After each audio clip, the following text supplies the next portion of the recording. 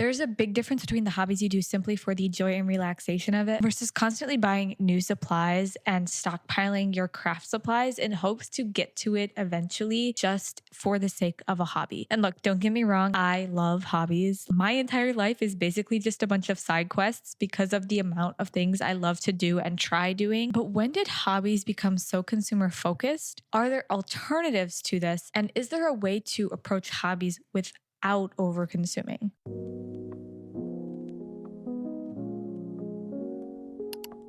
Hello there and welcome back to another video. My name is Lainey Jean. If you are new here and if you're not new here, thank you so much for being here. It is the definition of a perfect fall day today. There's a breeze blowing in the window, a candle, I have a cozy blanket on my lap, I'm wearing a flannel, like just bringing all the cozy vibes. So sit back as we talk about hobbies and how they've become a form of overconsumption on TikTok. Let's just get into it. First of all, we need to determine what the definition of a hobby is. According to Google, a hobby is a regular activity pursued in one's leisure time for enjoyment, relaxation, and personal interest rather than for financial or professional gain. Key points here. It is for enjoyment, relaxation, and personal interest, not financial gain, which is a really important thing because I think a lot of us have gotten to the point where a lot of our hobbies have turned into a form of something we can profit off of. I'm a great example of this. Majority of my hobbies in life have turned into some sort of pursuit, started as a fun thing for enjoyment and somehow turned into being something that I can make money from, which feels very interesting to kind of discuss and to think about. And that's not necessarily me saying it's right or wrong, but it is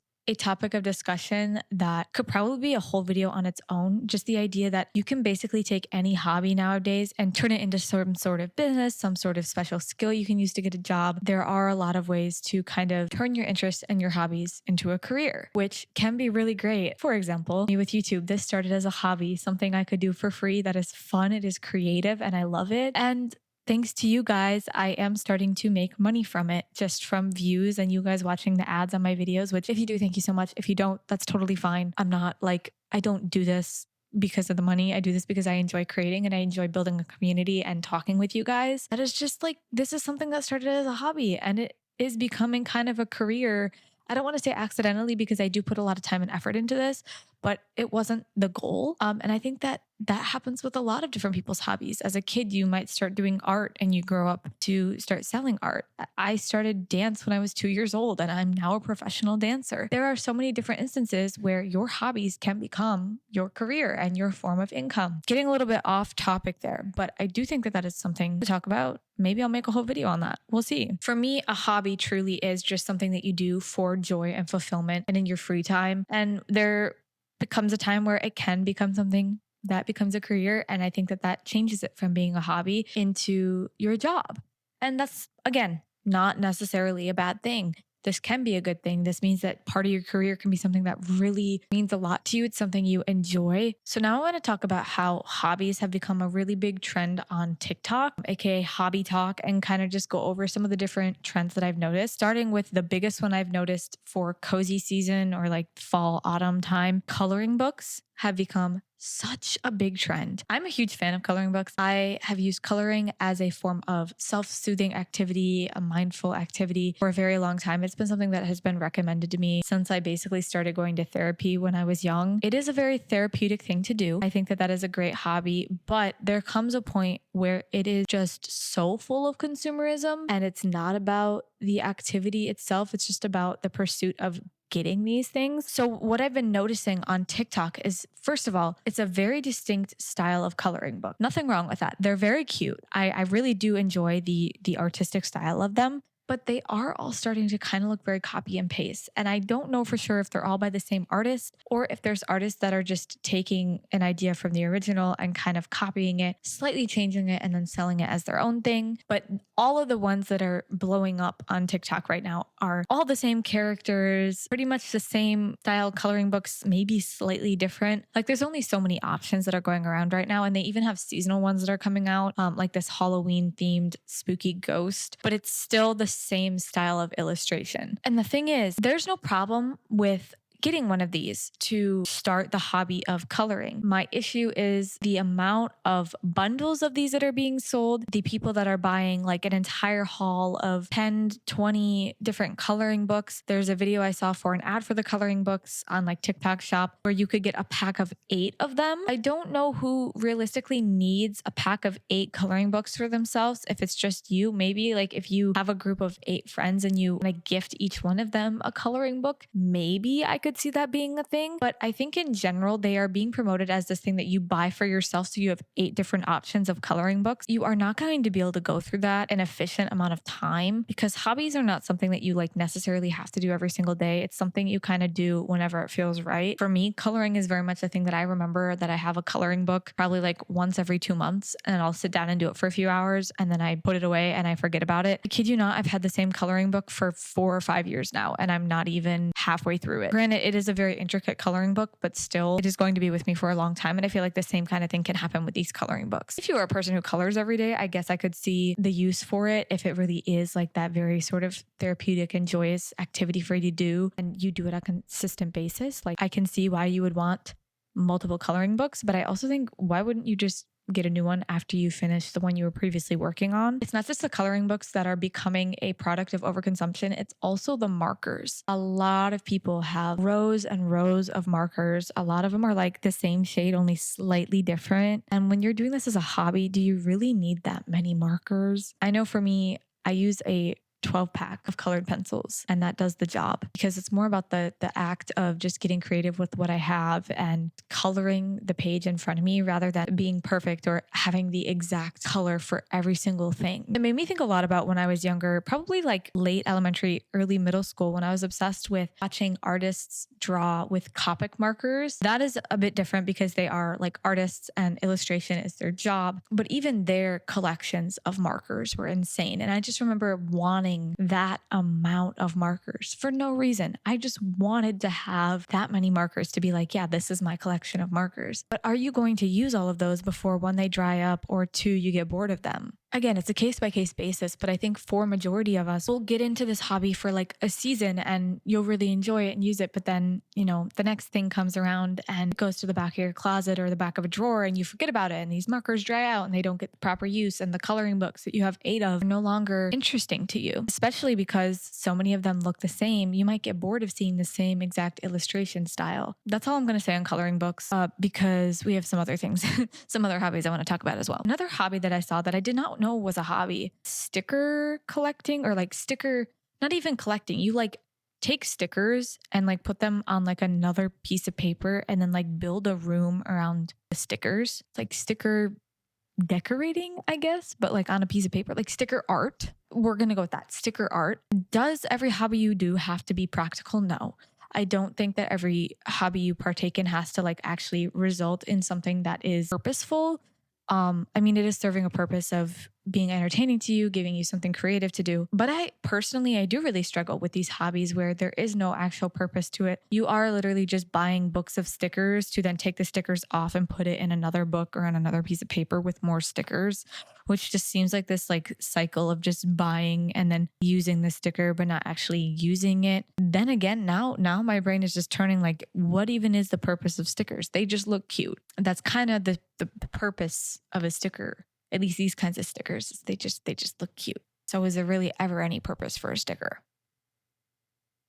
Maybe not. Again, with these stickers, you can buy 2 or 4 or 8 packs of the sticker books, and there will be certain stickers in there that you love, and maybe there's multiples of them and you use all of those. Then you're going to have half of these stickers just sitting in the book that you don't want to use. And so they might sit around and collect dust. You forget about them. And I don't want to be making any broad sweeping claims that like this is what everyone is doing if they partake in this hobby. I'm trying to look at it from the perspective of where I think it could go, what it could lead to, and also from personal experience, because a lot of these hobbies where you are creating things, especially a lot of crafty hobbies, the very first thing you do is buy the supplies to make it. And for something like stickers, the novelty of that can wear off very fast. You might love it at first and then realize, oh, maybe this isn't something I want to do all the time, or it's getting kind of boring to me. And now you have all the supplies that you didn't use up and you don't really know what to do with it. So I do think a big part, especially these crafty hobbies, is the initial buying process, the initial consumerism of the hobby, getting to pick out all the things you're going to use, whether that's the markers, the coloring books, the stickers, the yarn, all the things that you get to buy to then do this hobby. That is one of the selling points of this. It gives you a reason to consume. You get to buy these things because you're going to do the hobby. But then if you don't end up liking the hobby or it's very short-lived, then what are you left to do with the things that weren't used? Okay, now we're going to move into talking about reading and books and BookTok, which we already have an entire video on this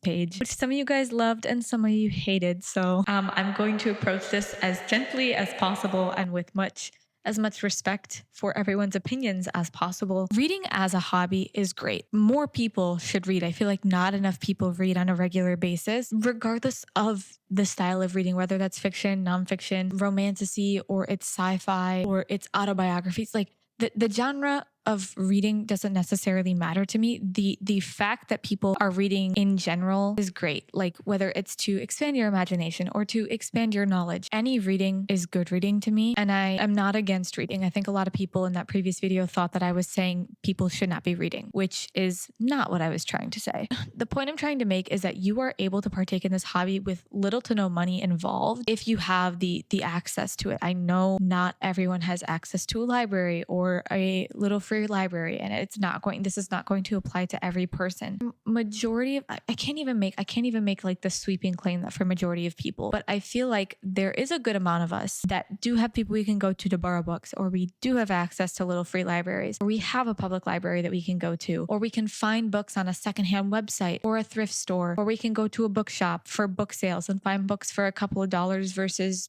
20 or 30. You can make it a bit more manageable and a bit less expensive if you just put in a little bit of extra effort to find the books before just going and buying them from Barnes & Noble or Amazon. Okay, rant on reading and books over. Moving on to the last little section of TikTok and hobbies. There's a whole side for the sewing and the knitting and the crocheting and the woodworking community. All of these things can be great. They can all be such great hobbies, especially if you are using it as a resource to learn these lost skills that a lot of people don't have anymore, especially sewing or just like mending. Mending can be a hobby. Learning how to mend your clothes can technically be considered a hobby, and it can be very fun. It can be, and it is also very useful. I know I said not every hobby has to have a purpose, which is true, but for me, a lot of my hobbies do serve some sort of purpose, whether that be entertainment for myself, to fix something, or to teach me a new skill. I think these kind of skills can be very useful. They can lead to a world where you are buying more supplies than you can actually use for the projects you are trying to do. For example, I know a lot of people in the knitting community will end up having rooms full of yarn or totes full of yarn. They don't even necessarily have plans for it. They just really like the yarn when they see it and they want to buy it so that they don't miss the opportunity to get it. And I definitely understand the idea of like scarcity, worrying that this material or this yarn is going to be gone before you can get it. Truly, if you look at what you already have, I'm sure you can find something that will work just as well, or use what you have and wait until you're out of, for this example, yarn, and then go and buy that yarn that you really want. And this goes for any sort of supplies in that realm. You don't have to live in this world of scarcity around a hobby. It will be okay if you don't have every single thing or every single material all the time. You are still able to partake in the hobby, even if you're doing it imperfectly. And honestly, this can be solved simply by keeping track of the supplies you have, just to kind of keep things moving through your supplies rather than just letting it sit there and it kind of just doesn't find any use. Are all hobbies overconsumption? The big question, are all hobbies a form of overconsumption? Before we answer that question, I want to bring up the point that not all hobbies have to be something you're good at. This is something that people forget all the time. Hobbies are meant to be fun. They're meant to bring you joy. That doesn't mean you have to be good at them. I started running as a hobby about 2 years ago, and when I started, I felt like I was not good at it. Granted, I don't even really feel like I'm good at it now. I'm just kind of like mid, but it brings me joy. And I feel good after I do it. Really, that is what the hobby is all about. So it's okay if you pick up a crafty hobby or an active hobby or a skill set that you've never done before and you aren't good at it. That is okay. I think we go into things, especially in our adult life, expecting ourselves to be perfect at it right when we start. That's not how you learn how to do things. Trial and error is part of the game. That's how you get better. If you decide that you don't like a hobby that you have tried out, maybe you've gotten all the supplies for it, give it some time, and also know that like at the end of the day, no one is going to force you to do the hobby. So you can come back to it when you want to, or you can give it to someone else to use. You can donate it. You can find ways to repurpose it. I will talk about some alternative ways to kind of deal with this, but truly a hobby should not have pressure on it for you to be expected to do it for the rest of your life. If you end up not enjoying it, it's okay to try something different. I really think that a hobby being overconsumption versus not being overconsumption is really how you approach it, because a hobby can be a great way to reconnect with yourself. It's a great excuse to get off your phones and find a way to be creative or expressive, encourage yourself to learn things, but at the same time, they can be rooted in consumption. So it's kind of up to you to decide on what hobbies you choose and how much of the materials you consume or how many consumer-based hobbies you choose. Because let me just say, y'all are sleeping on active hobbies or hobbies that you don't necessarily need to buy a bunch of equipment for in order to partake in. So let's get into some alternatives for hobbies or just making hobbies a little bit less consumer heavy. Starting off with some activities you can do that don't require you buying anything. If it's accessible to you to go for a walk, whether that be, accessible to your body or you're in a safe area, going for a walk or a run.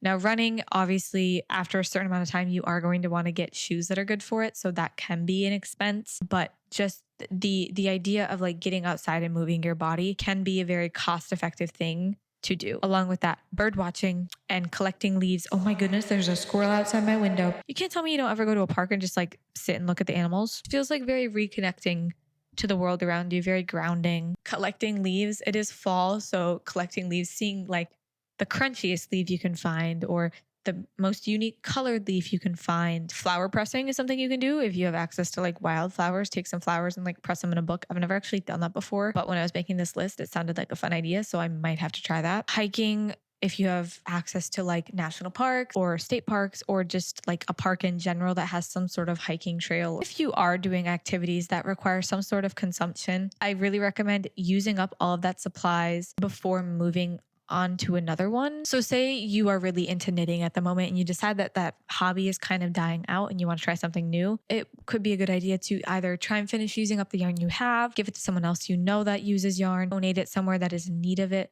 or find a hobby that still uses those supplies but is slightly different so it feels new to you. You don't have to necessarily buy all of the new supplies for that said activity. Going along with that, you could also try an activity that someone else you know in your life already has the supplies for, that they're okay with lending it to you for you to give it a try to see if you like it before you actually commit to it. Just go to thrift stores and see what supplies people have. I've been able to find some really good fabric at thrift stores. I've been able to find yarn when I wanted to get into knitting. I actually found yarn and knitting needles at a thrift store with like no problem. You can find puzzles. I know puzzles are a really big thing right now. And also like sports supplies, like sports activities. I'm sure you could find some like tennis rackets or like a basketball or a soccer ball, some sort of active thing you can do. And you just need to be able to find like another person that will do it with you. And the last thing I want to recommend is creating a community around the hobbies you like to do. I have two examples of this. Number one, I made a really good group of friends through this game I play called Blood on the Clock Tower. And we meet weekly, and I met them through Meetup. Going to that event weekly and meeting all these people and learning this fun game and spending this time with this community has been so good for my mental health and for my social health, and for me having something joyous to do with my free time that is truly just for the enjoyment of it and connecting with other people. And another thing that I have joined recently is a online book club that is for musical theater kids who want to read more plays. I found it on TikTok. I just was scrolling and it came up on my FYP. It's another great way to like find community and also have hobbies, because you are able to do hobbies that are community based. And it's actually really fun to have something in common with other people. I feel like online, this is going to be a whole video I go into. Being online and the glamorization of overconsumption and kind of isolating yourself with that has made it so hard for us to kind of find a way to connect with people and build community. So kind of fighting against that within the world of hobbies, honestly, like a skill that